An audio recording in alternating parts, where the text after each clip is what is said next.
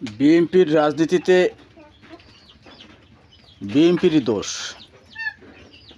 অন্য কারো দোষ দিলে সেটা মেনে নেওয়া যায় না। তার কারণ অন্যের দোষ আগে না দেখে নিজের দোষটাই আগে দেখা উচিত। আমাদের বিএনপির প্রথম ভুল হইল বিএনপির ভিতরে দুই পন্থী, একটা হইল ত্যাগী বিএনপি আর একটা হইল সুবিধাবাদী বিএনপি। এই আজকে পতনের মূল সুবিধাবাদী বিএনপিদের কারণে। যারা দুর্নাম রাহাজারি অর্থ সম্পদ অর্থপুঁজি করেছে এই সুবিধাবাদী লোকেরা, তাদের কারণে আজকে বিএনপির এই দুর্দশা। আমি মনে করি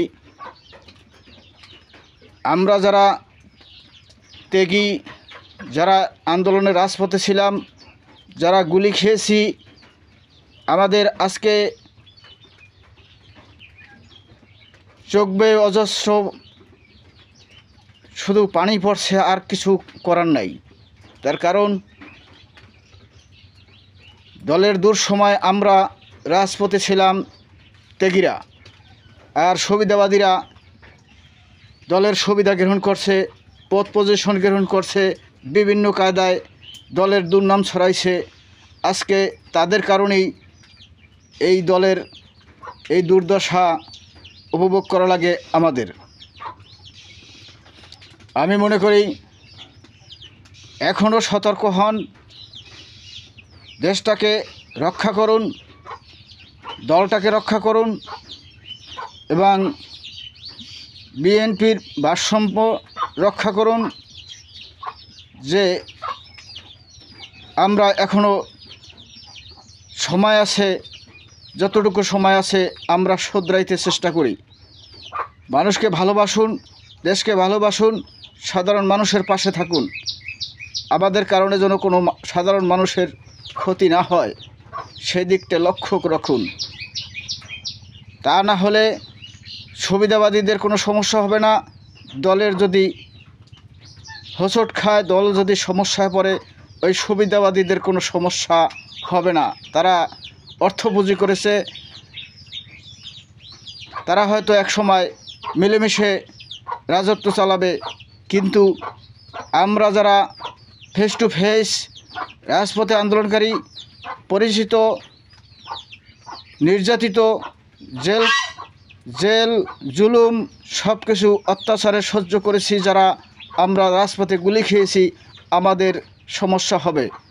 আমাদের সমস্যা হবে, আমরা হয়তোবা দেশে বিদেশে কোথাও হয়তোবা ঠাঁই হবে না।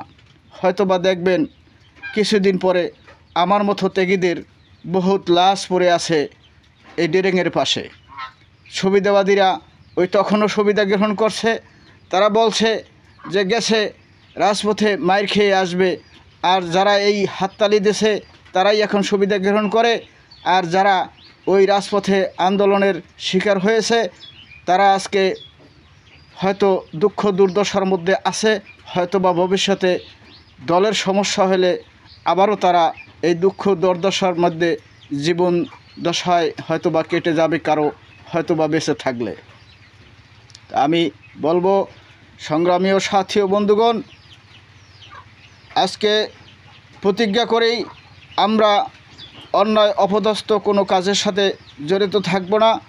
আমরা সাধারণ মানুষের পাশে থেকে আমরা যেন মানুষের সহযোগিতা করতে পারি, মানুষের কল্যাণের জন্য কাজ করতে পারি, এজন্য দেশবাসীর কাছে আহ্বান জানাবো।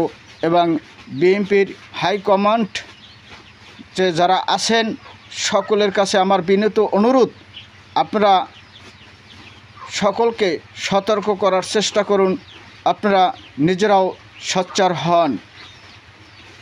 এই বলে আমার বক্তব্য শেষ করছি। আল্লাহ হাফেজ। বাংলাদেশ জিন্দাবাদ। শহীদ জিয়া অমর হোক। খালেদা জিয়া জিন্দাবাদ। তারেক জিয়া জিন্দাবাদ।